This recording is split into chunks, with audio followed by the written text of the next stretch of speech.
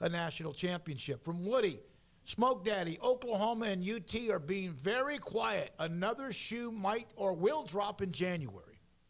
Yeah, I mean, I don't think anybody on our end has ruled out that as a possibility. I mean, we haven't specifically said anything about them leaving in January, but I think, all of us would not be surprised. Okay, y'all can speak up if you disagree, but would any of us be surprised if this was their last year? I mean, nothing. It really wouldn't surprise me all that much. I mean, maybe a little bit just because they would be chewing a lot of that payment, whereas they could wait one more year and knock that down a little bit more and give themselves a little extra breathing room. It just seems like unless they've really been behind the scenes grinding to do that all of a sudden in January, when you look up and it's already August, that just seems like kind of quick all of a sudden.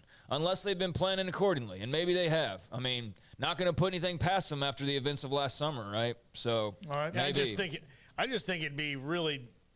It's really hard for me to do the math on like how you'd get that back in the time if you're Oklahoma, especially, that doesn't have the coffers that Texas does. So you're taking whether it's 60, 80, or 150 million, which we don't know. We've heard estimates how they're going to get an investment return on that when they're in the SEC. But here's the thing: unless there's 3 to 4 to 1 ROI on something really quickly, that's lost money for years, right? Yeah. So if I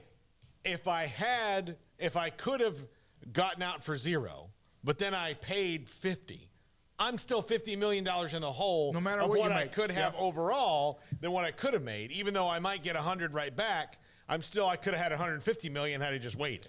Yeah, and I don't buy the whole like Oklahoma doesn't have money, but I mean, yeah, I do buy that to just cut like an $80 million check is not really up their alley as compared to Texas. I mean, like just some things are not just that simple of like, it's just go cut the check, cut the check and get out. It's like, cut the $80 million check? Okay, let me get right on that. And like, you kind of got to cross some T's and dot some I's before I don't care who you are. Even if you're Texas cutting an $80 million check, you got to check some things first. So, I won't be. I have wondered of whether they're going to feel like they're lowering themselves to compete in the conference with the BYU's and the Cincinnatis, and whether or not they might get out after this year just simply so they're not a part of the new Big 12 in any way, shape, or form. That thought has crossed my mind briefly, just because they seem like they would be the types to feel too good for that.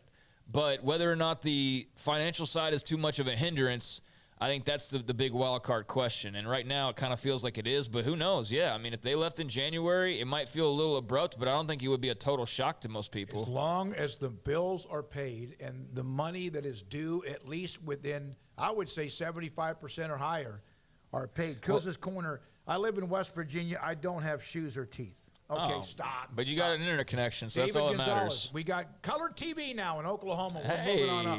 All right, we're having fun with all that. Do they still owe money even if they bail out 2 years early? As far as or their rights would still be under the Big 12's control, though, right? 99 years. Right. That's the thing of why pay that huge chunk of money to get out a couple years early when your rights are still going to be under the Big 12's control. Like that's where I see we'll work that part out. That's why it's not just exit fees. There's also penalties involved as well. Well, that's what I'm saying. Yes. As far as to like them leaving next year, there would be a little bit of a complication because why would you do it 2 years remaining where your rights are not even in control of the conference that you're going to? Yeah. That's what I'm saying. So that seems like it would complicate things a little bit more as well. But yeah, I mean, in theory, I'm sure they would have loved to have been playing in the SEC this year in so many ways. But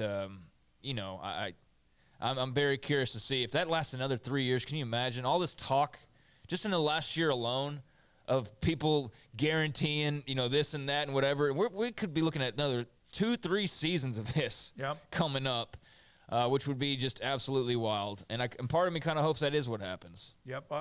It will be. You know what? Get to an end game with that. It's almost like these suspensions and all the drama. They will pay money.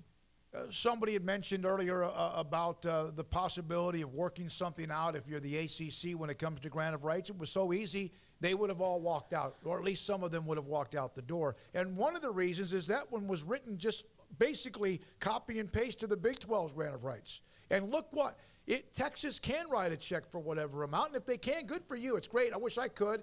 And if they could and they could walk out the door, they would if they felt like they could get away with it. But just to the ACC question specifically, why would they do that? Why would the ACC do that? I mean, that goes back to our argument from a couple weeks ago, I guess, of what benefit would the ACC get from allowing their teams to have an easier time to leave them? That doesn't make any sense to me. They have to have a good reason. Because if ESPN feels like it will make the conference they have a deal with stronger to keep them from going elsewhere, would they not renegotiate it? I don't know. We can argue